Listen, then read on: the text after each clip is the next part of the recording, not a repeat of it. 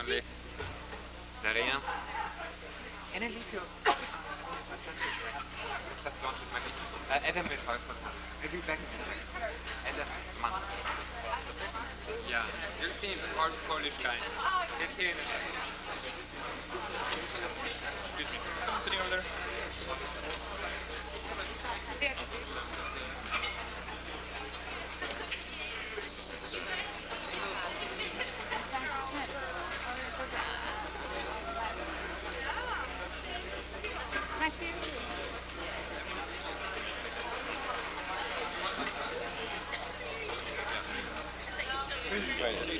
You know. Sir, yes, ma'am. I'm going to take my seat.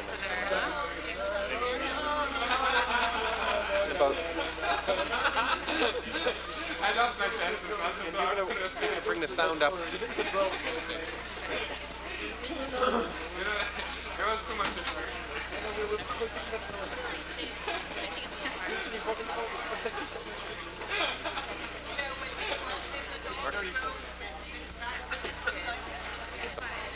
Which side of the is in the middle? Okay. Side close behind this side. Okay, this side. Okay, yeah. Okay. So you be the last. Okay, so they're coming. On? No, how do you do? No, just don't worry about it. They will do it. They'll bring the sound up. Okay. Just say, my name is Mark. Yeah, and I just want to welcome you in Caucasus. And religion, I would like to. Okay, yeah. And I'd like to pass. No, I'll be very Speak slow. slowly. Yeah, definitely. All right.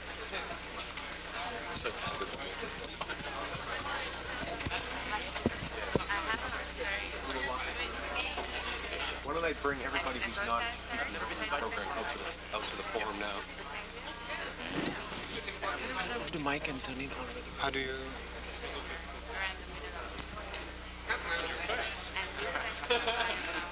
This is not making it better.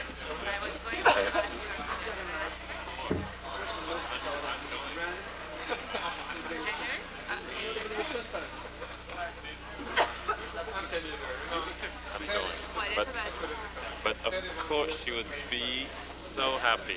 She would be so happy. Should I send her an email? Or? Let's go to places. Just ask her what time would be convenient. We'll have everything, and he never cries, Thank you. What do I?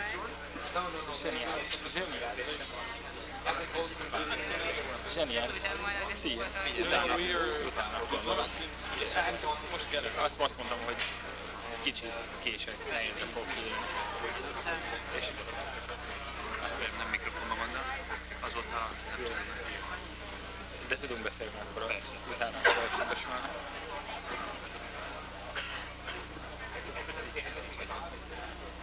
De rólad akarok hallani, mert ez most én annyit muszáj vele beszélnem, mert ez hosszú a történet, el fogom neked is mesélni, de veled mi van?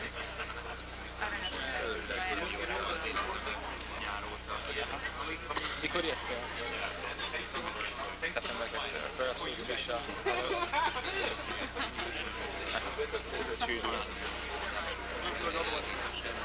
Van, ez update-elje, légy szíves. Mert mi akkor találkoztunk, mielőtt akkor ez lett volna, és akkor ez már tudott volt, hogy az egy lehetőség, hogy ti elmenjetek Norvégiába, és a végén a kafékörben ebédeltünk, még arra is emlékszem.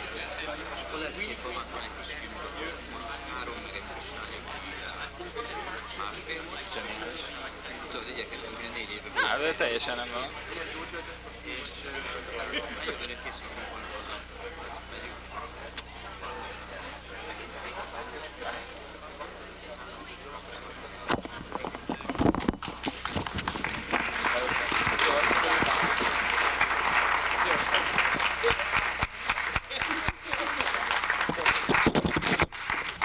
Ladies and gentlemen, my name is Martin Brunsko, and I would like to welcome you here tonight on behalf of the KSG European Caucus and all the people involved in organizing tonight's forum.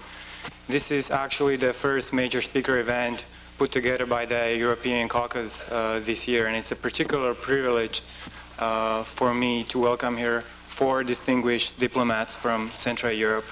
And I think the fact that all 4 of them, ambassadors of these 4 Visegrad countries, agreed to come here at the same time is a great testimony of the new spirit of unity and cooperation in Central Europe. But now let me pass the word to Dr. Jim Cooney, who is the Executive Director of the Weatherhead Center for International Affairs, and who will introduce the speakers and moderate tonight's events. Thanks, Martin.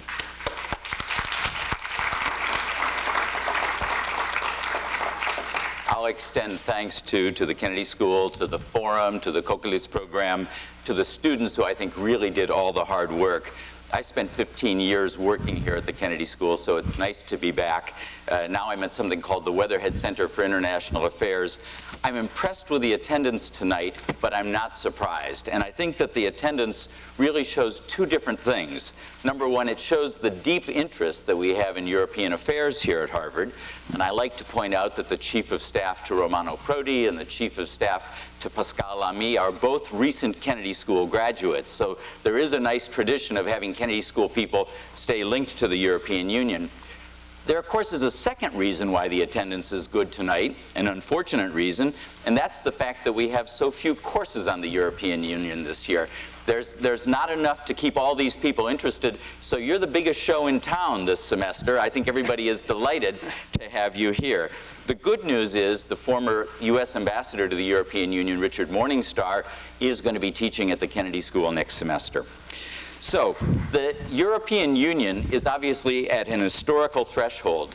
The enlargement scheduled for 2004 is certainly not the first. I think it's the 5th or the 6th stage of enlargement, but it will be the biggest, with 10 countries joining the European Union at that time. And it's really quite remarkable that we have 4 ambassadors from these 10 countries today. Really an unusual opportunity. I want to introduce them briefly. I hadn't realized, I think you have little programs, so I'll be very brief. I do have to point out one problem that we have with the program. And I didn't realize this until I looked closely at the biographical sketches. Do you realize that 3 out of 4 of these ambassadors really are professors? I guess they haven't caught on to the fact that we don't want to trust professors in government quite as much as they're tending to do. And 2 out of the 4 actually studied at Princeton University. We, of course, didn't know that before. So let me say something briefly about them. The first, to my left, is the Ambassador Martin Butera from Slovakia. I'm going to be very quick here. He was one of the co-founders and leaders of the Public Against Violence. He served as the advisor to President Havel for human rights issues and was the director of the section for human rights in the Office of the President. After that, he was a German Marshall Fund Fellow, a senior associate member at St. Anthony's, and as I said, someone who studied at the Woodrow Wilson School at Princeton as well. He then taught at a university, at Charles University, and has been the ambassador of Slovakia to the U.S. since 1999. I'm actually especially pleased that you're here because if you weren't here, I'd be the oldest person on this panel. So thanks. The second ambassador, Przemysław Grudzinski from Poland, has been the ambassador to the United States since September 2000. Before that, he was Undersecretary of State to the Ministry of Foreign Affairs. He's been a lifelong educator and political activist. He was a professor of history at the Polish Academy of Sciences. He also worked in the Polish Parliament, has been a visiting fellow at Princeton University, a Fulbright fellow at Princeton, and a visiting professor at UCLA. The next ambassador from the Czech Republic, yes, I have this. I have it in the wrong alphabetical order. You are in the correct alphabetical order. He was a founding member of the Civic Forum, was elected to the Federal Assembly in 1990. From there, he joined the Ministry of Foreign Affairs of Czechoslovakia as an advisor and then as Deputy Minister of Foreign Affairs from 1990 to 1992. Has held a number of teaching positions at Charles University, also in Prague, and was a visiting scholar at Northwestern University. And so I keep in alphabetical order. The ambassador from Hungary, Andres Simoni, also holds a PhD in political science, wrote his thesis on Denmark's security policies in the 20th century, has been to the ambassador to the United States just since this fall, arrived recently, has also run his own company, but probably most importantly has been very involved in NATO issues in Hungary as well. So he was the ambassador. He also headed the NATO liaison office in Hungary at one point.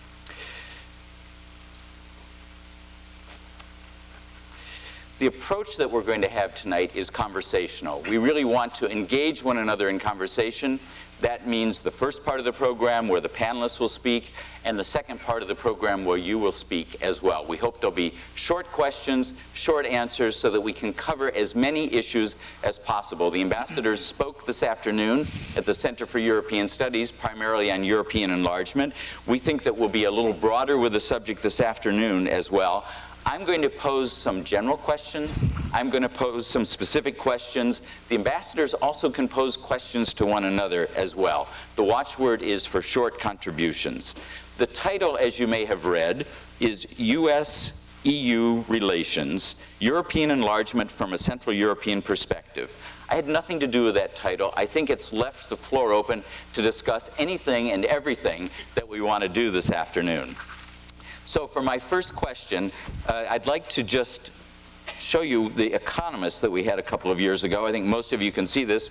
This is Restoring Europe's Smile, with a picture of the Mona Lisa right here too.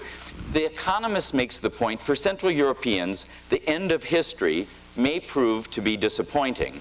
Regarding Poland, the Czech Republic, Hungary, and Slovakia, The Economist goes on to say, since the tumult of 1989, all have become stable, if rowdy, democracies with workable market economies. So I'm delighted that we've got representatives of rowdy democracies here with us.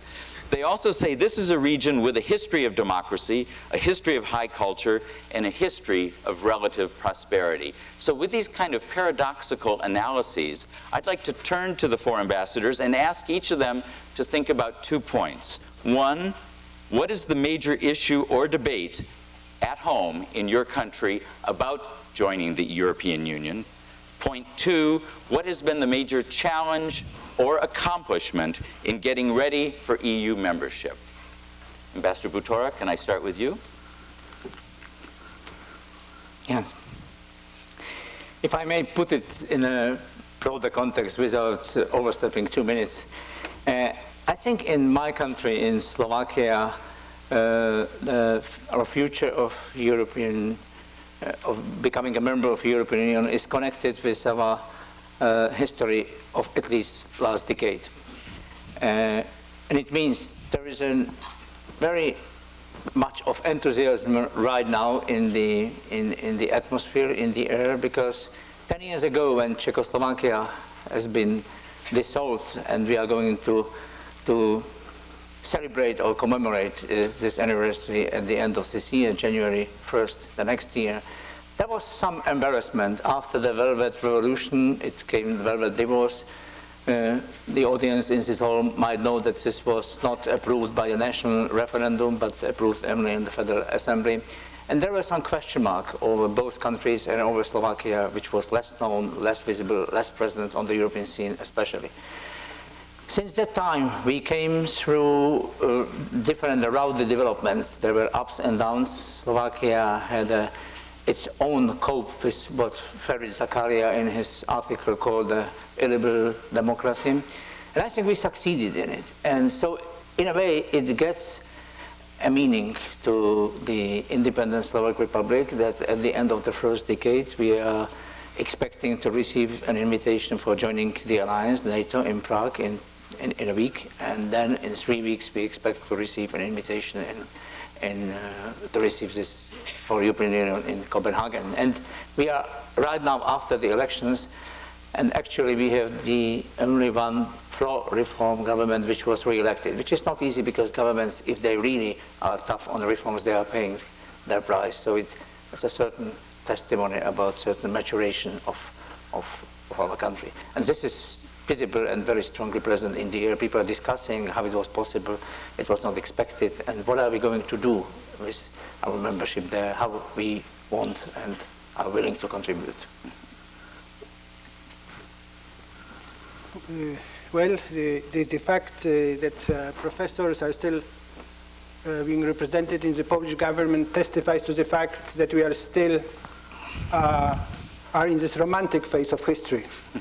I can assure you soon we will be all gone from sight and the professionals will take over. We are entering upon one of the most fascinating periods in contemporary history of Central Europe and, of course, of Poland. The next 4 weeks are going to be 4 weeks that will change Central Europe forever.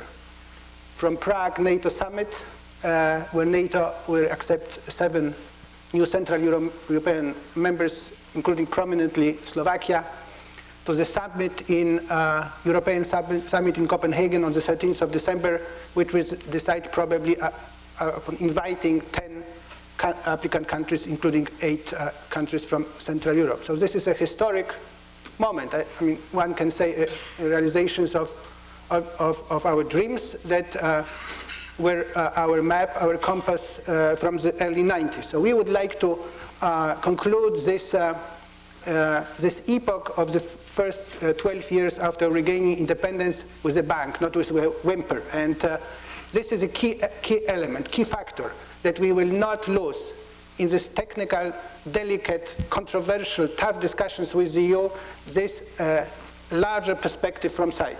There are important issues in these negotiations, but we should sort of see the wood, but not the separate trees.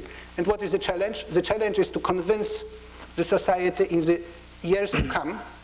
For the next year is the year of referendum on the EU enlargement, and 2005 is an important year, perhaps a year on a referendum, on all European referendum on the future European Constitution, and a year of presidential and parliamentary elections in Poland. We need to convince Poland that it should approach EU enlargement with a smiling face. Europe also needs a smile as a whole. We hope to bring some elements of a smile, but in order to do so, we need to smile ourselves to our future. And it's not going to be easy. There are interests that will, and sections of the population that will consider themselves initially losers. There will be a political fight. There will be a fight between Polish Euro enthusiasts and Eurosceptics. There will be a populistic backlash, possibly, if the deal with the EU won't be seen as a good one for Poland. And overcoming this, I would say, populism and possible anti-European backlash is a key element of transition from being a NATO member and non-member, associate member of the EU to the status of a member country. A difficult transition in itself. And I hope that we'll be able to reorient ourselves into countries that would play a meaningful role in the future EU framework. Well, you started with professors, and it reminded me of one of the observations made once by Ernst Gellner, important scholar and actually someone born in Prague. And he once remarked that the first republic of Czechoslovakia, the state created in 1918, was a country or republic of professors. Tomáš Garrigue Masaryk was certainly professor, and the whole system had a kind of professorial qualities. But then Ernst Gellner had to add, but it happened that during the 20th century, professors ran out. So when it came next time that we got a chance to be free, we had to be satisfied with a playwright. And I'm saying that playwright, the president, Václav Havel, is leaving his office. And if you asked me what is the question now in the Czech Republic, certainly it is connected with the transition, because I don't want to be too personal, but Václav Havel definitely was one of those Central Europeans just bringing vision, setting the theme, and now he is leaving. So the question is, it is, I think, a more general relevance. What the Czech Republic, and I don't want to speak for others, but I think the whole region is going to offer to others in the moment in which it seems that we have succeeded, whether it is because of our special qualities or our luck, I would leave it as an open question, because we are now almost back in a happy end with Slovakia. We made divorce, and now we will be happily together in the European Union and the Nato. And we have better relations than anywhere before. And I think that whole region actually can say many things just to celebrate. But really the question is that not dangerous state of mind? On the one hand, I think we should definitely bring some sort of hope and smile a little bit into the process, because it seems that now when someone says European integration, it's like a very painful, very boring and very difficult task for bureaucrats and for professional politicians, and people only have a reason to complain about democratic deficit. So if we can bring anything like that through our admission to the club, I think that we will definitely best serve to our Central European interests. Thank you very much. I've been teaching too. Uh-oh. I've been teaching Western Europeans for 12 years that it's a good idea to take in Poland, Czech Republic, Slovakia, and Hungary into the European Union. With some success. And they're graduating next year. What I want to be clear about that this whole accession into the European Union is about modernization. So we seem to be obsessed with the idea of European Union membership, but the real obsession is with modernization, catching up with lost time, catching up with the 50 years spent under communism. Dictatorial regimes, in moving towards market economy, democracy, and you asked some questions. What are the biggest obstacles? What are the problems? I think the real question is that Hungarians pose is what level of loss of sovereignty, and what is it really going to mean? They all know, or they all expect to gain, but the question is how much and how fast, and what parts of society. And things like that are very much on the minds of people. So, these are questions that we have to answer. But all in all, I think there's a huge, overwhelming support for membership. What are the greatest achievements on the road to EU membership? I think one is the stability of institutions. Honestly, the integration process into the European Union and NATO have provided a push for all our societies to firm up their institutions, to move just a little faster with establishing the rule of law, to expand their market economy practices, to make society more transparent, more open, to make sure that open society means a free media. So I think, these are great achievements, and I think if you look back, that we've only been doing it and practicing it for 12 years. We Hungarians and the others, we've not done such a bad job. And finally, I want to tell you, one of the most important steps on the road to EU membership was membership in NATO. Because NATO has been the single most important element in our integration process that has really pushed us towards stability, towards a very close cooperation with our allies. And I think we will expand on that later, but I think NATO and EU definitely, as far as I'm concerned, go hand in hand. The Economist accused your four countries of having rowdy democracies.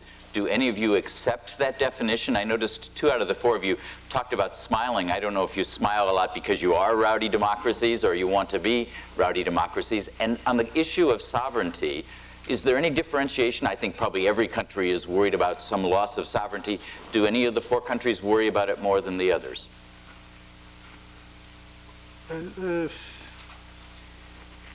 I think that I don't hear this word rowdy in Washington. People are much more polite than the economists.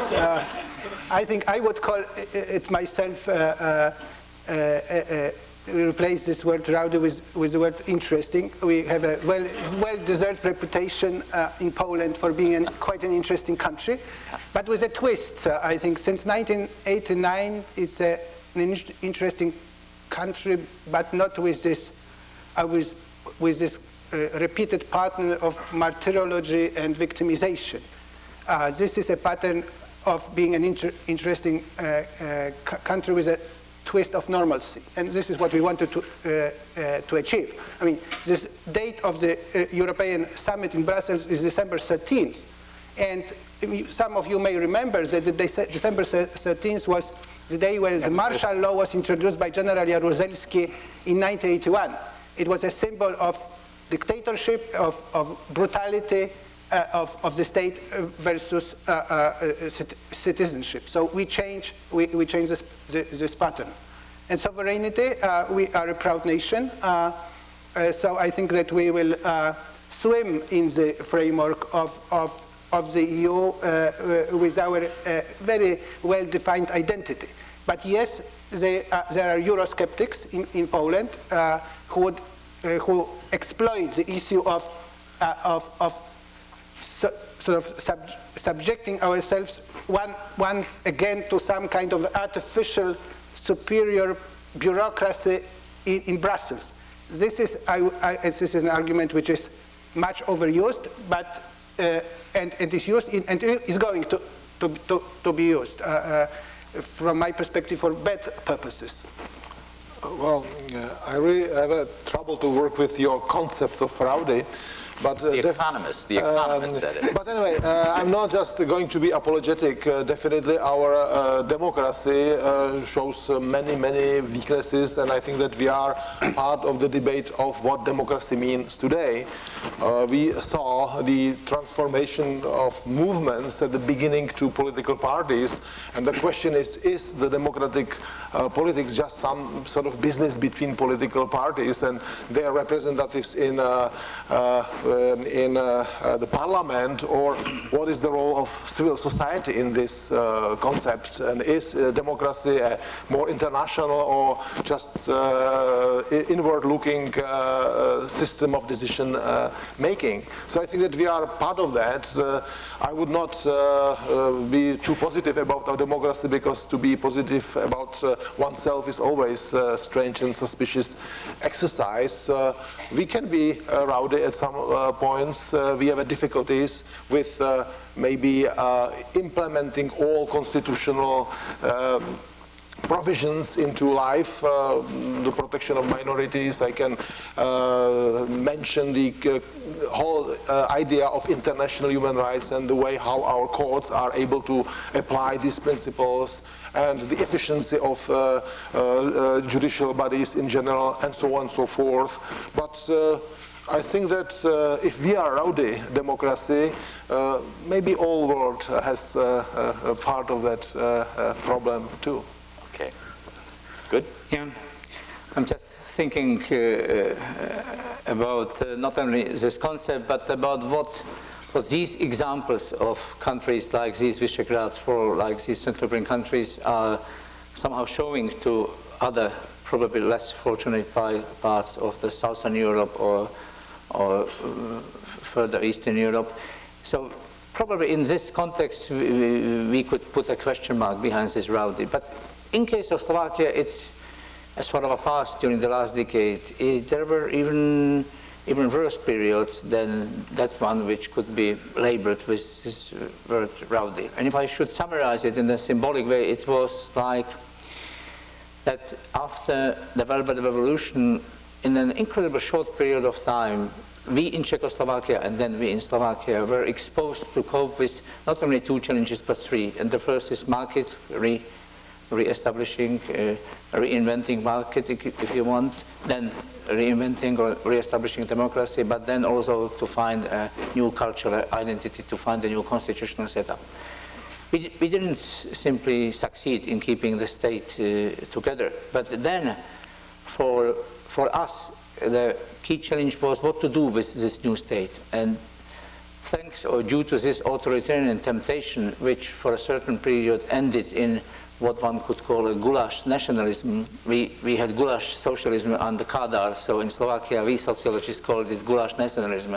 So we went really a long way to what one can call now the constitutional patriotism, and it was done with an incredible massive mobilization of civil society, with an incredible input of people who have been becoming from inhabitants, citizens. And I think this is something that we are not protesting against this term rowdy, but the way how it was done and the way how it ended was, I think, quite remarkable. And as for federalism, there are some experiences with federalism, both positive and negative. Czechoslovak and Slovak scholar and last the Czechoslovak Prime Minister Michal Hoxha wrote a book about the federation in Central Europe, published at the end of the war. He was the last Prime Minister, and he then died here in America.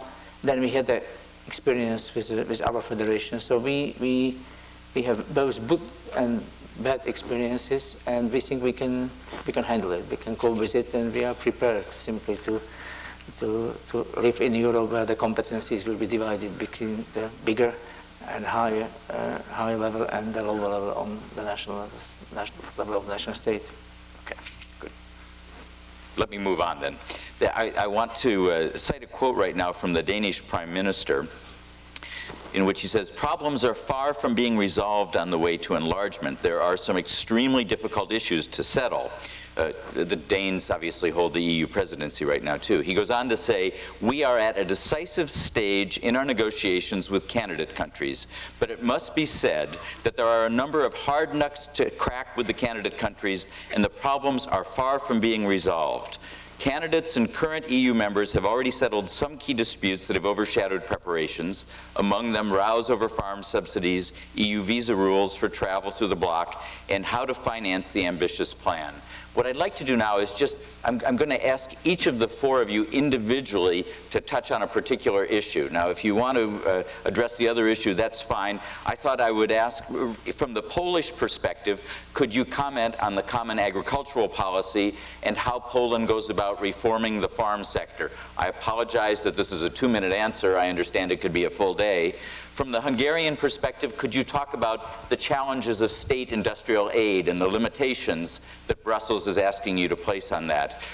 I'm asking Slovakia to address a problem that exists in many places, but I know is particularly a problem in the eastern part of Slovakia, namely high unemployment. I think it's close to 40% in some of the eastern parts of Slovakia.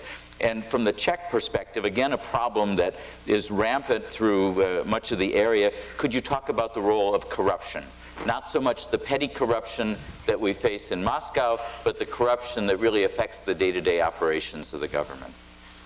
So, Ambassador Brzezinski. I don't have the quote from Commissioner Verheugen, which is a subordinate to the man who you quoted, and he contradicts your quote by saying there will be a lot of dramas, perceived dramas, but in the end there is a lot ado about nothing. This was the gist of what Commissioner Verheugen, who is directly responsible for enlargement, said a few days ago. I don't know whether he wanted to contradict directly the Danish president. Probably not. He remains the chief optimist on the Commission in terms of enlargement. But I think in this case, I would share the view of Danish presidency. Yes, there are important key issues still to be resolved. They will probably, I think, will be resolved in one way or another, and they will not lead to any kind of a drama on the 13th of December. For Poland, I mean, I know this is a favorite sort of association, Poland and agriculture. It is true. The Polish agricultural sector is a burden. About 20% of the labor force works in the sector that produces only 4–5% of the GDP, and it is a very differentiated picture.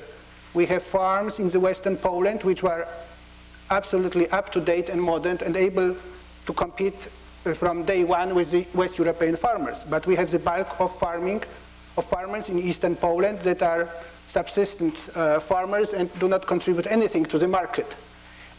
So yes, there is a real problem. And the problem is compounded by the EU approach to the agricultural chapter, which in itself is compounded by the fact that common agricultural policy of the European Union requires an urgent modernization, but the member countries are unable to agree on the reform of its policy. The most they can do is to compromise, but those compromises do not lead us to the resolution of this anachronistic approach, which consumes most of the resources, budgetary resources of the EU budget.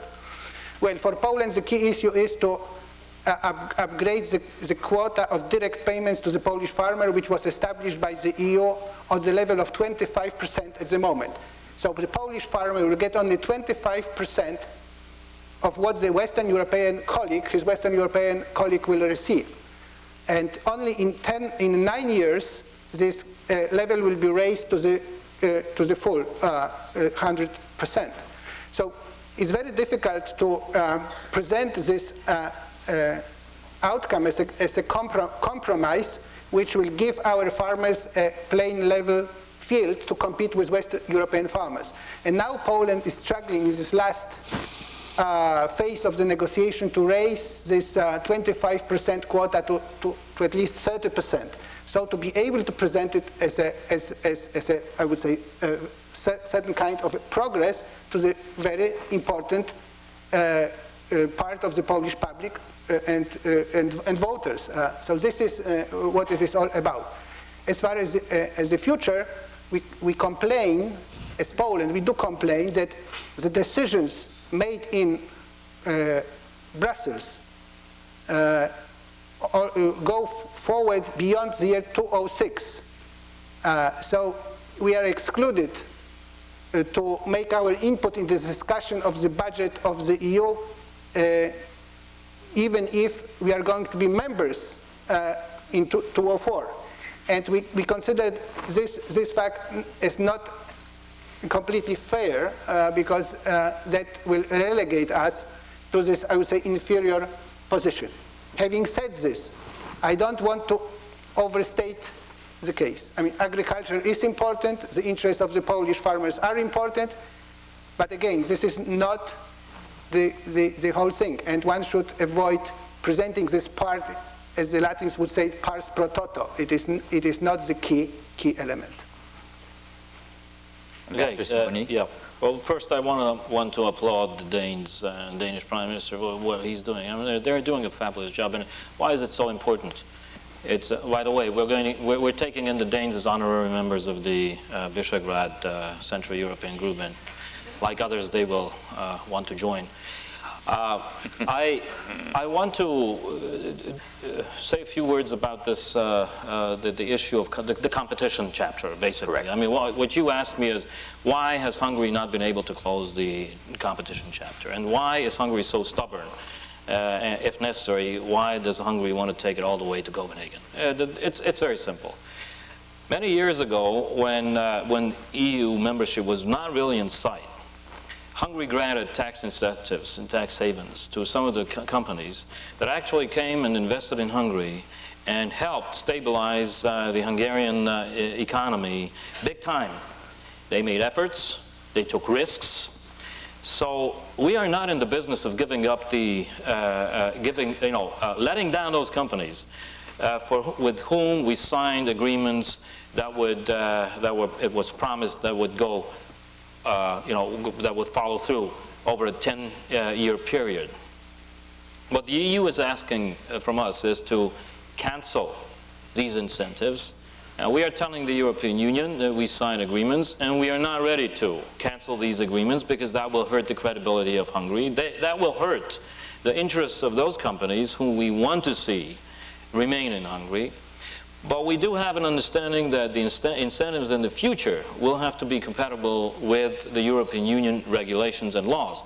So what we are doing, we are putting together a basket which will be different from previous incentives. At the same time, we say that the tax incentives that we granted to companies, and by the way, not only to American companies, because people tell us you're only talking about American companies. No, it's not just American companies. It's American, European, Japanese, Korean, and other companies. So that's a tough one, and the Prime Minister had a tough discussion with President Prodi and Commissioner Monti, but we're very clear about that. I also want to tell you on this note, and you might want to know that it is in our interest that as we move towards the European Union, that we do not push away investors from other parts of the world, including the United States. Well, we are telling them that it's a big deal for you to come into a European Union country.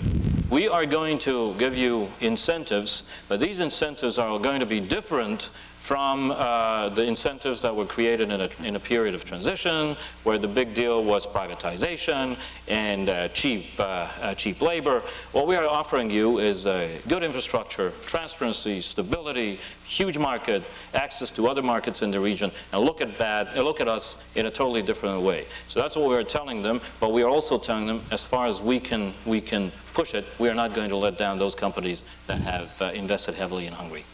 Okay. Professor Palos. Oh dear. Okay, corruption. Always that's my... They're all sitting up now. I also have to add my compliments to Danish presidency, because it's important, obviously now for us, and for us this is actually the process from Copenhagen to Copenhagen. If you remember well, the criteria were set in the previous summit in Denmark, how many years ago? 9 years, 7.5 or 8 years ago almost. And so it's a really process in which Denmark plays an important role. But corruption, I think there is no doubt that corruption is a bad thing, and that my government, which is trying to find the right ways and the right measures to be taken. But I think that if you want to struggle with corruption, I think we should understand the phenomenon first before implementing right strategy. And I think that there are two sources I can suggest you for consideration. One has something to do, obviously, with the past. Because you have to remember, frankly speaking, we are now nice democrats, but our societies have been corrupted for decades by the totalitarian regime. So the way how to make advantages and not comply with the rule of law, it's sort of deeply ingrained into in the habits of our societies. And obviously you can go to see what former apparatchiks were doing, how they transformed themselves into a new capitalists, from former communists to new capitalists. And obviously they used all connections they had, infrastructure they had at their disposal, and all sorts of ways. So I think that the good deal of the problem is linked with the past. But maybe bigger part of the problem is related to the present and future concerns. You have to remember that the process of privatization was maybe the biggest, largest redistribution of properties, at least in our part of the world, in our history. And always we can endlessly debate the methods of privatization. I remember very vividly how strongly former Prime Minister Klaus argued in the beginning of the 90s that whether what should come first, whether the redistribution of property or the rules of the game or rule of law. And some people compared the process to the situation. You are in the room, the lights is switched off, and then you switch it on again, and you will see who owns what. And then you can endlessly debate whether speed or fast privatization is better than a sort of process in which first you create the playground, define the rules, and then start. I think that most likely trial and error method was maybe the only possible strategy, and corruption was definitely part of that process. But the good news is that now I think it's a generally recognized problem, that everybody knows that, and that the system which we are representing now has certain ability to teach itself. So I think that we are more or less making progress in this field. Okay, and then if you could also relate the high unemployment issue to this. Yeah, but you're right, there are vast regional disproportions in Slovakia. Bratislava has about the same per capita GDP average the average of European Union. But there are areas in eastern Slovakia where the unemployment is very high. The national level is 18%. And in a way, in a certain extent, this is a social reproduction of the old behavior in the first Czechoslovak Republic, because from those about, or even the Austria-Hungary, from those about 2 million of Slovak Americans who arrived to this country, vast majority from them came from the eastern part of Slovakia in the end of 19th century, beginning of 20th, and the first half of 20th century. But I mentioned 3 different procedures, how to cope with it and how we expect, and we already started to do something with it.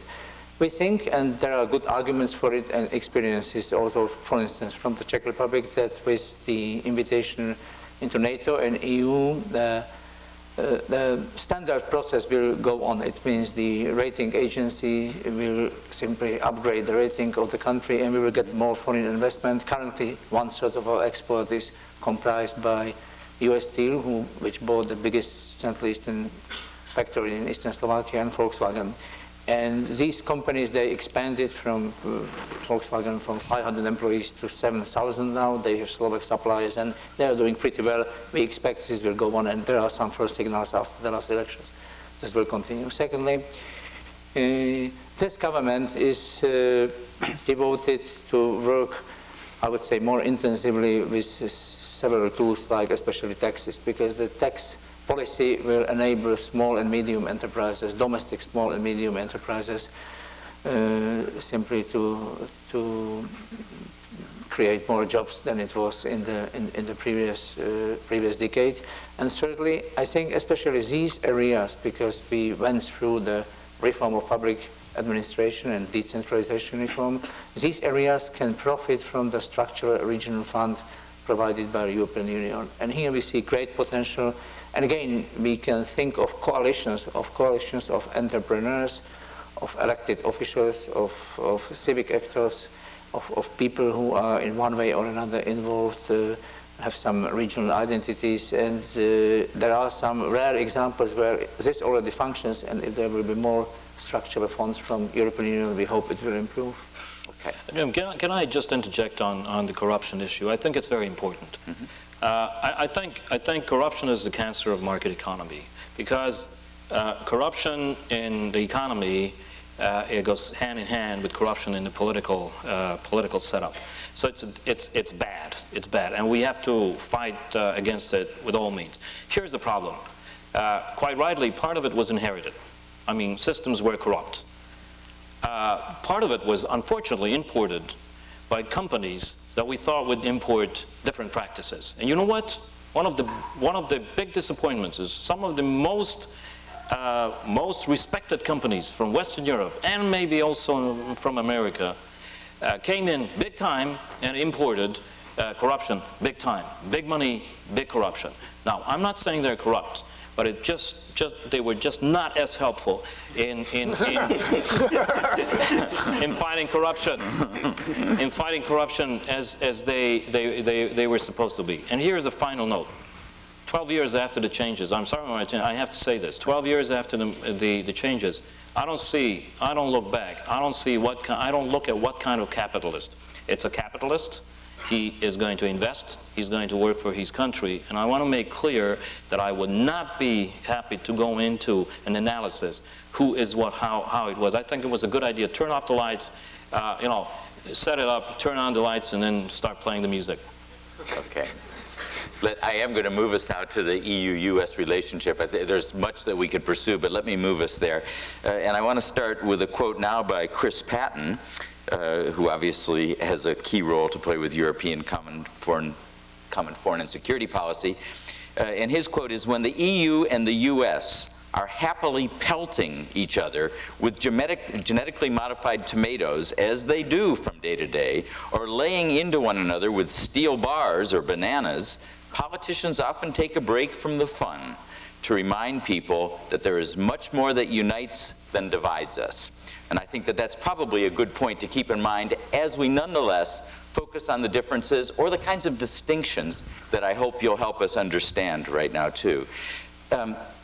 Europe's voice is not often heard well in the United States. The fact that Europe is now adding 10 more countries to the European Union, is this going to help or hurt when the United States is trying to hear the European voices? And I know just from our conversations that we had in the other room when we came out here, many of you feel that this is closely linked to the defense situation, to the role with NATO as well. What is going to be the effect of your country's entry to the European Union on the transatlantic relationships that you have? Are you ultimately going to look to the United States for security, and will that lead to support for US political and security positions, or are you going to look to the European side more? Why don't we just vary the order in which we go? I don't know. You have a nice smile. Why don't I ask you to start? Yeah, Ambassador Palos. Well, first of all, I think that we should not start this debate with tomatoes, bananas, and any other products, because I think that what we should talk about first is values and ideas, and the depth of historical transformation which is just sort of going on, and it concerns both sides of Atlantic Ocean, and it has a broader implications. And in this context, I think our genuine interest, and I mean our genuine interest because we have come out of certain situation, is that transatlantic relations is good thing for us. And the positive, I would say, solutions of our controversies is what we badly need, and we are trying to define our contribution in this whatever exercise. And we can go to the economic disputes. We all have to renegotiate our bilateral treaty on protection of investments with the United States, and we are talking with American side and the European Commission about that. We are part of NATO, and Slovakia will be there very soon too, so we are part of the debate on European defense and security policy versus the NATO structures and strengthening of NATO. For us, it's not either or, whether we want to be European loyal members of European club or isolated group of enthusiasts of the United States in Europe. We are, I think, we have said many times that the presence of the United States in Europe is something what we are supporting. We are trying to strengthen our arguments and also define our position in that regard in all sorts of multilateral debates. Some of them are easy, some of them are less easy or even difficult. Just to mention one difficult aspect is the International Criminal Court and the strong desire of the United States to negotiate according to paragraph 98 of this international instrument, bilateral agreements with all countries. And we are obviously on the American list on very high place. So we don't want to be, we want to minimize the situations in which we are maneuvered into the situation, choose one or another one. We want to have both mistresses at the same time. Well, and if I may add to what Martin said, I think and we have good reasons why we are probably more sensitive to the importance of American presence in Europe than some other European democracies. And the reasons are with our past, with our present, and with our future. As for the past, the Central Europe is simply a territory or an area which, besides contributing culturally, didn't contribute very well to the happiness of the mankind, producing horrible dictatorships and horrible wars. And one of the reasons was that the development in Central Europe was for about 150 years marked by a certain asynchronity. It means the progress of one nation, one ethnic, one region, one state was unfortunately usually achieved at the expense of the other nation, the other state, the other ethnic of neighbor. If we look at the Czech-German relationships or Slovak-Hungarian relationships, they are speaking volumes. This is the past. And as for the present, we saw what it was, how it was in Europe without American intervention in Bosnia and in former Yugoslavia. We were ashamed with the behavior of our European partners, with the helplessness and hopelessness, how they have been behaving with all good intentions. Simply without the American involvement, this won't occur. And as for the future, we think similarly like the Western European democracies, that they were able to build their democracy, their prosperity, their market economy with the American presence after the Second World War, thanks to the Marshall Plan. We also think it is good to have, I mean, both parts. We are good Slovaks or Czechs or Hungarians and good Europeans, but at the same time, we are devoted Atlantists from this point of view. And if you look about the debate which is right now, what sort of Europe do the individual countries want, the candidate or the member states, what the discussion about European Constitution. So in general, probably this Tocquevillian ethos, which is still in our eyes so vigorous here in the United States and so needed in the countries which used to, for decades or centuries, to rely just on the state, on the government, on the bigger structure. Then there are many other elements of American lifestyle, of American culture, of American way how to cope with democracy, which we think could be useful for building and finding our own way.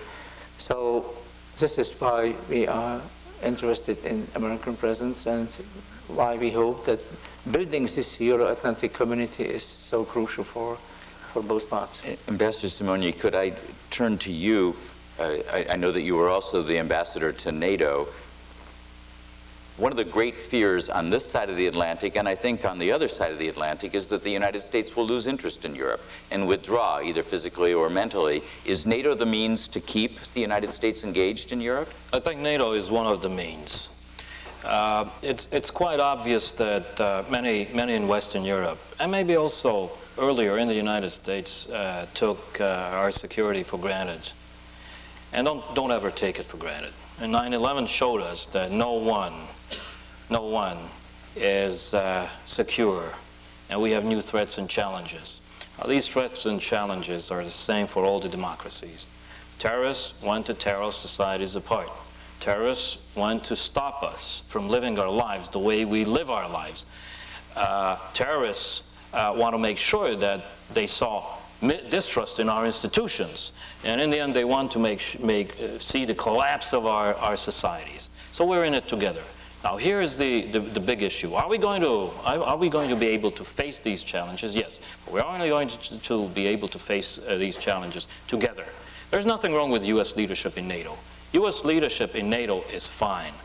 Article 5, the famous Article 5 in the NATO Charter, which is the collective security guarantee, is still alive and well. It's just changing. It's not against the Russians anymore. It's against some kind of a new threat. We have to work very hard to understand that it's just different.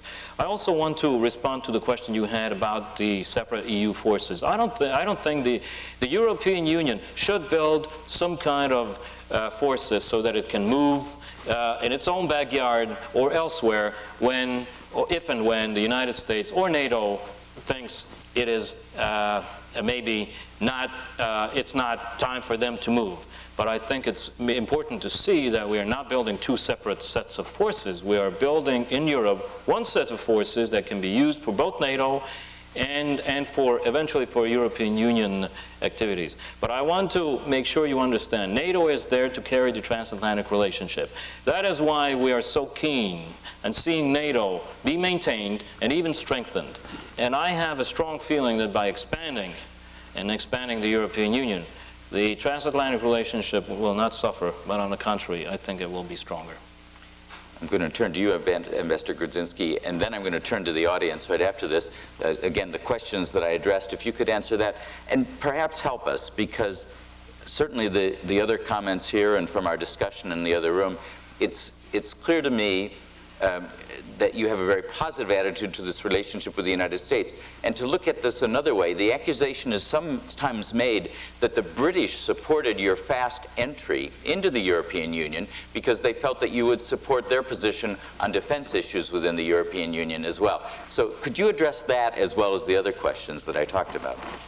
Well, as you can see, there is a new definition of who is the staunchest Atlanticist in Europe, and those are the countries that do not border on the Atlantic Ocean. And clearly, Poland is special because we have at least the sea to the north and the Baltic Sea. But this says something about this redefinition of transatlanticism in the beginning of the 21st century. Our countries, including prominently Poland, are from the US perspective, are friendly territory. Europe consists of those new elements of Europe that I think US increasingly comes to think as a partner. And we will, I think, help to redefine the transatlantic relationship, which I think is in trouble right now. Maybe some people exaggerate the depth of this trouble, but there are some elements that are not working properly in transatlantic relationships. There is a certain deficit of a serious dialogue. There is the lack, I would say, of a serious discussion on some of the elements that need to be redefined or defined anew. For example, the EU defense mechanisms and NATO is very difficult to reach a rational compromise. I think that once we become members of the EU, we'll help to forge such a rational compromise. So we are going to play, I think, an influential role, not as some people accuse, especially Poland, as Trojan horse of the United States, but a role of countries that have a certain kind of a historic experience, of countries that treasure and value the transatlantic relationship, and yet they think the transatlantic relationship is not contrary to the European goals. As far as this British support, I think some people would say, some observers would say that Poland is trying to cut out for herself a sort of semi-British role in Central Europe and play a role in this part in this sub-region in which Great Britain is well known. I think it is not the good description of the situation. We do not aspire to become a second Britain. We have our links with the United States that are completely different. They are strong, but we will never aspire to have this kind of special relations that Britain enjoys. We have to be realistic. And with this realism, I think we can approach transatlantic relationship in a way that would reaffirm their value in the future enlarged Europe. Europe, which will have almost 500 million of people and which will be on the road to act in foreign and security policy as a more, I would say, unified whole. And it does not need to be a unit which creates policies contradictory to the United States. Europe and the US can achieve everything and much more than separately. Okay. What I'd like to do is invite people to come to the microphones. There are 4 microphones, 2 here in the front, 2 up there in the loges as you go up the stairs. And your questions should be brief, but before we get to the questions, I would like to thank the 4 ambassadors. It sounds a little bit like the 4 tenors, but I think I've learned a lot more tonight from the 4 ambassadors than I learned from the 4 tenors. Thank you so much.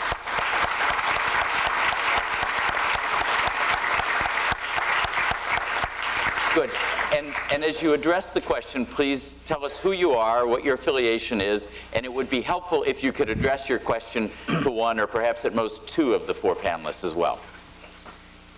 Okay, my name is Imre Hol. I'm from a Kennedy school and I'm Hungarian. And I'm trying to be the devil's advocate a little bit. One might think that with all these trade agreements, the EU can exploit all the benefits economically of this loose confederation with the Central European countries. And my question is, what's in it, according to your opinion, for the EU to enlarge and to make this relationship even stronger beyond the smile that the ambassador of Slovakia has explained to us? Why don't just one person take that and we'll get more questions. Yeah. Well, I think that, frankly speaking, do we have any alternative to the process of European integration? I think that all alternatives I can think seriously about are simply not realistic and worse than the alternative to integrate into the European Union. I think that even for the European Union, in this time of transformation, just to decide not to do anything and try to keep status quo would be also not good advice. I understand that it had to be frustrating after they reached the level of Maastricht integration. Then the wall came down and the wonderful world, which was already there, was sort of also set into ruins by this fact, what happened in 1989. So I'm not fatalist, I don't understand me in that way, but I think that there is a no better alternative for both the European Union countries and new or old new democracies than really to sit together and to find a way how to organize the space, and I think that that's exactly what's going on right now. I'm sorry, I think the question was what's in it for the European Union? And here's my answer. I don't think the European Union has an alternative to take us in after we are basically fully integrated, and Hungary is probably more integrated into the European Union than anyone thought, and more than some of the European Union countries already. So I think there is no alternative, because it's kind of ridiculous that we have all this economic integration and that we are not there to take the decision. So the debate is basically about that, and I don't think the Union has an alternative. Hi, my name is Mathieu Lefebvre. I'm a student here at the Kennedy School. And my question is, from your remarks, and I agree, we conclude that this is a very happy time for European Union enlargement. And my question is, what will happen to your smiles when you and the present members look east, look further to the east, and in particular to Turkey, as discussions about Turkey's accession to the European Union are brought up? And in particular, I'm very interested in the economic aspects of this new candidate and the security aspects, and most of all, the cultural aspect. What will the cultural impact be of Turkey's accession to the Union? Gentlemen. This is, maybe I will start answering. Of course, Turkey is not the only country, not the only important country that is left out at this particular phase of EU enlargement. There is Ukraine, a huge country of 50 million people. There are a number of countries in southeastern and southwestern, southeastern Europe, in the Balkans. There are other countries which are sort of forgotten right now, some for good reasons, like Belarus. And there is Moldova, which is struggling with her independence. So there is still a job to be accomplished. This is not the end of this historic process leading to the creation of integrated Europe which is secure, Europe which is stable and at peace, and is whole. I think this is a coincidence which is sometimes overseen between the American vision of the future of Europe and the European vision. And in fact, those two processes that lead to NATO enlargement and EU enlargement, that should be seen, to my mind, as two sides of the same coins, are only, I would say, are not even loosely coordinated. This is only a happy coincidence, these two events this fall, leading both to so-called big enlargements. As far as Turkey and Ukraine, each merits a long discussion. But I think that from the perspective of Poland and other, I think, Visegrad countries, we are not the ones who will be shutting doors to further enlargement and integration. Integration was this lucky choice of both the United States and West Europeans. Integration was the best choice, the best tool, the best instrument to reorganize Central and Eastern Europe and Southern Europe. And it pays off. We have a relatively stable, peaceful region in most cases. And so this method has proven itself, and it will prove itself in its application to Ukraine and in its application to Turkey. So I would not prejudge the moment of their entering the EU. Maybe there will be some transition phases where we would need to invent some creative hybrid formulas. But I think there is a room, and the most important at the moment seems to me to keep the ongoing process of bringing them closer, both, I mean, in case of Ukraine, both to NATO and the EU, in case of Turkey, an important NATO ally, to the EU. And I think we will have an input. We will support these processes. My name is Cristiana Pașca. I'm a student at Kennedy School, and I'm from Romania. Actually, my question was in follow-up what you already said, and I was interested to know you as countries that you will made it to EU, and we were 10 years, 12 years ago part of the same communist boat. What is your specific policy on supporting the other European, Eastern European, Southeastern European countries to get into EU, and if you consider such policies? Thank you. Sure, can I answer? We happen to be neighbors. Yeah. Okay. You know, first of all, the best thing that ever happened the best thing that ever happened to Romania was Hungary's membership in NATO. And you know that since we came in, we have been your supporters to be part of the next wave of enlargement. And the next good news is going to be our membership in the European Union, because I think you will be helped a lot by a prosperous, strong neighbor. And here's our idea. We would, while there will be problems, I'm not going to deny that, while we will have to face the fact that, you know, EU borders are EU borders, but you will have a neighbor that has a huge interest in making sure that we build bridges, and that you, as our neighbor, like other neighbors, will have to be able to benefit from a prosperous and strong Hungary.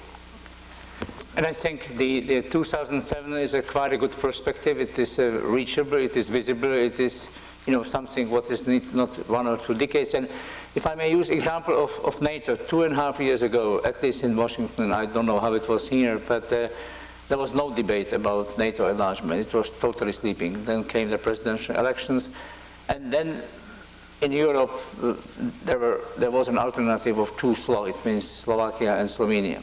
But for us, if I say us, I mean all the V10 countries, so all the countries which were explicitly mentioned in April 1999 at the Washington NATO summit as candidates, and which started their process of MAP, yes, Membership Action Plan. So the leaders back home and the ambassadors in Washington started very intensively to cooperate in order to create a momentum for simply that what Bush expressed in Warsaw and Havel in Bratislava, that we are really struggling for this Europe whole and free. This is not an empty phrase for us. And this solidarity proved to be successful first with the Baltics and then with Bulgaria and Romania. And no one believed 2 years ago they were ridiculing us about this big bang. Now we will see the 7 are coming to NATO, 10 to European Union, and Romanians will be there in 2007. I just wanted to ask about... Identify yourself, please. Nathan Smith. I'm Nathan Smith from the Kennedy School student. It seems like as far as transatlantic relations, it's not just foreign policy, it's also, I think, as far as domestic policy and domestic economic policy in particular, you've got dramatically different models emerging, with Europe having a strong welfare state, quite a bit more regulation, America having much more sort of wide open free market, but not a lot of social protection. I was just wondering if you could give me a sense of which are Central Europeans typically more attracted to between those two models? First of all, I would rather be cautious to believe that there are two distinct, separate models, one American and one European. There is a hot European debate, and there are different opinions as far as the social policy within the European Union, and I think we as candidate countries are experiencing that part of debate. So I'm not, I think that what we should do is just to keep this door open. Obviously we are part of European, most of us Austro-Hungarian tradition in which population simply likes to rely on the powers somewhere up, and we have a problem to really bring this Tocquevillian spirits into life enough in our part of the world. And I think also in the United States, you have a tough political debate, and not everybody agrees with the current administration, and it remains to be seen what you will have in the end, debating Medicare. I don't know what kind of topics we can have. But one more point. If we made an impression here that we all here are sort of enthusiast, pro-American, non-critical, Central European post-totalitarians, I think that there is also something what the United States observing the process in Europe, but especially in Central Europe, can learn. I think that there are some issues which might be of your interest. The whole debates of transition, I think, are not relevant only for countries struggling with the process from communism to whatever we are going to have. But I think that what is important, I think, is the use our differences in a positive way. We will not be, I think, Americanized even if we are so pro-American and Atlanticist, because that's not part of our cultural traditions. We can maybe get a little bit of something by following you, but I think that it's a symmetrical situation. It's the other way around. Well, we're looking for solutions. There are scientific problems, there are health problems, there are huge challenges in all our societies. Some of the problems, some of the solutions will come from the European Union, and some of the solutions will come from the United States. And we are ready to embrace some of the solutions that you have developed. And I think, you know, in some issues, for example, in prevention, I think the United States is probably ahead in many ways than Europe. So there's nothing wrong with that. Don't look for a single solution, and we will, as soon as we become members of the European Union, this question will be not very relevant. The key word here is flexibility. Our economies and social systems are too rigid, and we have much to learn and to borrow from the United States as instruments to solve particular problems. But of course, this is a matter of the labor codes. This is a matter of sort of adaptability, mobility of the working force, of training and education of job creation. It's a huge part that needs to be addressed, but of course it's not easy to address some of the elements of those sort of flexibility approach, since of course some of the elements, for example, of the rigidity are backed up by the quite powerful labor unions in our countries. And you know the history or recent history of Poland, and you know that what kind of role the labor unions played in bringing Poland to back to sovereignty. So these are complicated issues, but I think the US model is seen as an extremely attractive by entrepreneurs, by business, and by many people in the government. However, I doubt whether in the end we will be able to create a system as flexible as you enjoy here in the United States, although some people argue that Europeans are on the way to emulate the United States of America by creating United States of Europe. In other words, and for example, if you look at the states like Pennsylvania and Michigan, which 20 years ago had very high unemployment, it is also about modernization. And we cannot modernize our economies and our underdeveloped regions in a German way, because this simply doesn't lead to results. So it is what Andreas said about modernization and about flexible adaptation to some of the models which were used, for instance, in these two states. Okay, we've only got about 5 minutes left, so if we could march quickly through more questions. Sure. I'm Anna Balog. I'm a recent graduate of the Fletcher School of Law and Diplomacy, and I have a difficult question for Ambassador Palush. Regarding the Beneš decrees, which took away the property and expelled Hungarians, ethnic Hungarians and ethnic Germans after World War II. My questions. Will the Czech Republic rescind or apologize for the Beneš decrees? And how does the Czech government rationalize or defend joining the EU with such decrees in place when Germany and Austria would like an apology? How much time do we have? You know, because how little time do you want me to say? It's a really sort of a difficult question, and any 2 sentences would not be very helpful, clear enough. First of all, I think that the Czech Republic has tried to cope with our historical problems with all possible means, and the restitution definitely was and still is a quite hot topic. The second thing is that I think, take the question of Beneš decrees out of the whole context of the Second World War and the post-war arrangement is a kind of unfair. As far as the apologies is concerned, President Havel said that very clearly, and I think it was the first, already in early 1990.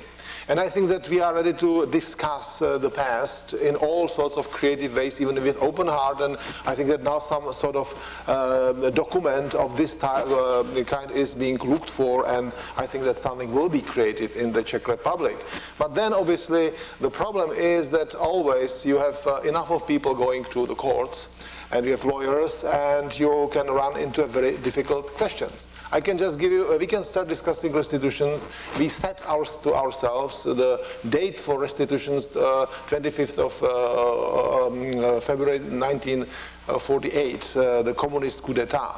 And obviously you then have a tremendously difficult problem with Jewish properties, and I could give you a whole report on what has happened in this front in the past in the Czech Republic. Again, some positive results.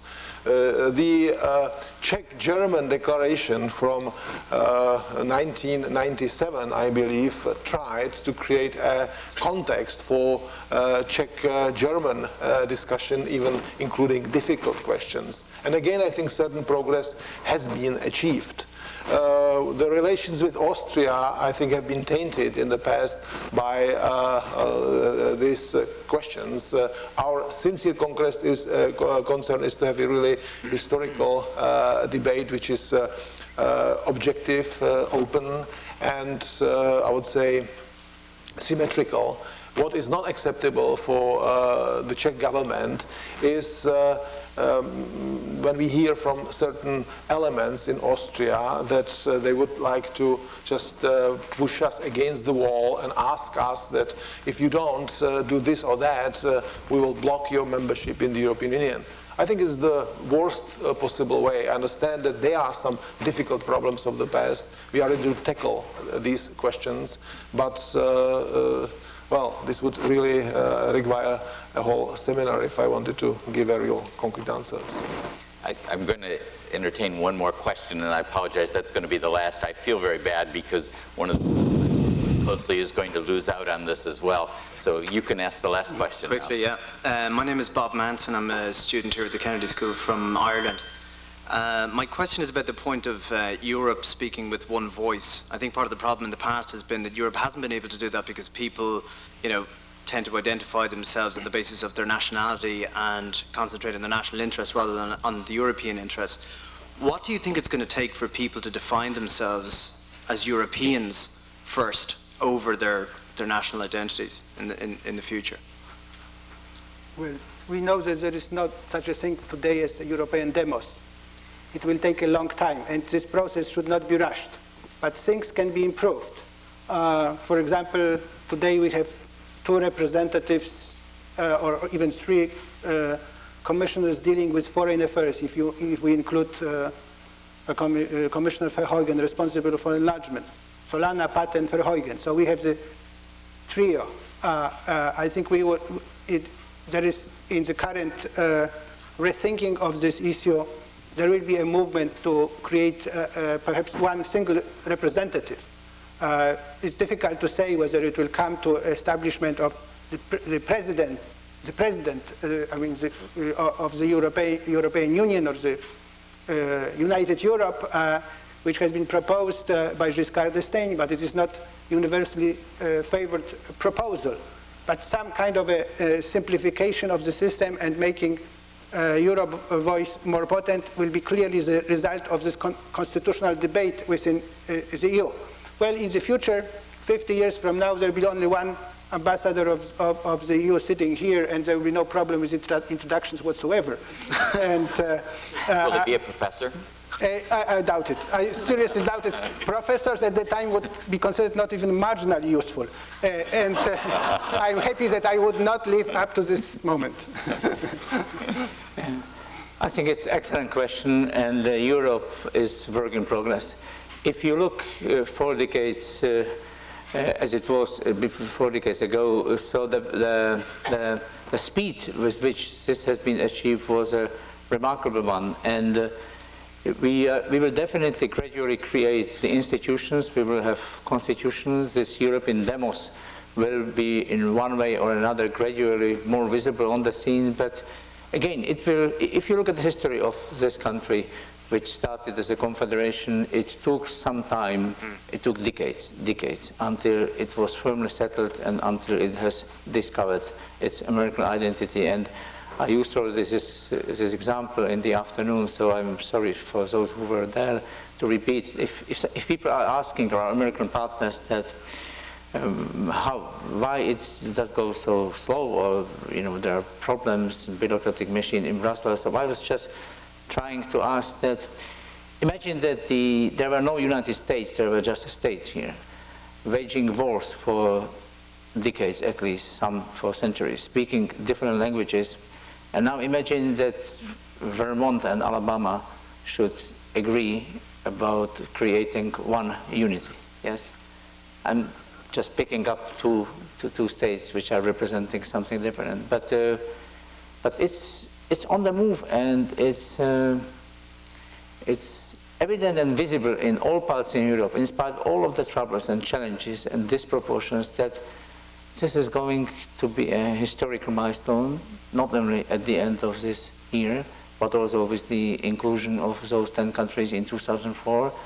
And this is something what is not always observed here in the United States, that Europe really will become a major global actor. And it will gradually have not only the trade mechanism, not only the political mechanisms, but sooner or later it will contribute, and it will have also a security meaning, quite important, and it will have a strong voice on the global scene. And we are somehow happy that we can live in this period of time. Well, first, did you go home for the referendum? I think you did. No? And thank you very much. It was great. If the referendum wasn't passed, I wouldn't be here standing asking you the question. Well, okay, good. Well, I think you will need 3 things. I think you will need common challenges, common solutions, and first of all, time. But we still need the telephone number that Kissinger was looking for. We don't have it. And if they're trying to give you one, don't take it because it's not there. Finally, let me conclude by saying a phrase that we coined the last couple of months, and we stick to it, and we want to repeat it continuously. We did it last week with President Bush. We want to do it now. It's the Hungary entering the European Union will not mean it will mean more Europe, but it will definitely not mean less America. What a nice word to close with. I've been reminded this evening of two things that I think I knew before, but they're both positive reinforcements.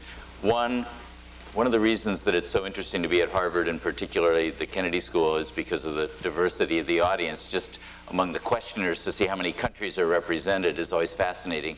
Two, as fascinating as the developments in the European Union have been, I'm reminded today by listening to the four ambassadors how it will become even more exciting and more interesting to have Central Europe and the other new member states involved with the European Union.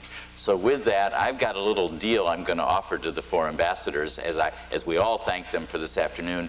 Recognizing that you're just down in Washington, I want you to promise that you're going to get back here often so we can continue these discussions as well. Thank you very much.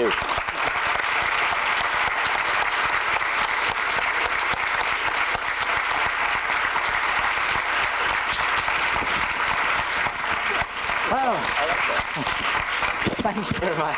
Well, thank you so much. It was a great job. You did a great job. No, you're fantastic. You're not very disciplined, but you did just a little rowdy. Little rowdy, but not. Since we come to life.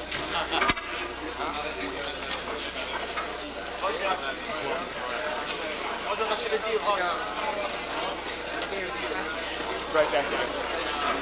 Right back there. Like, yeah.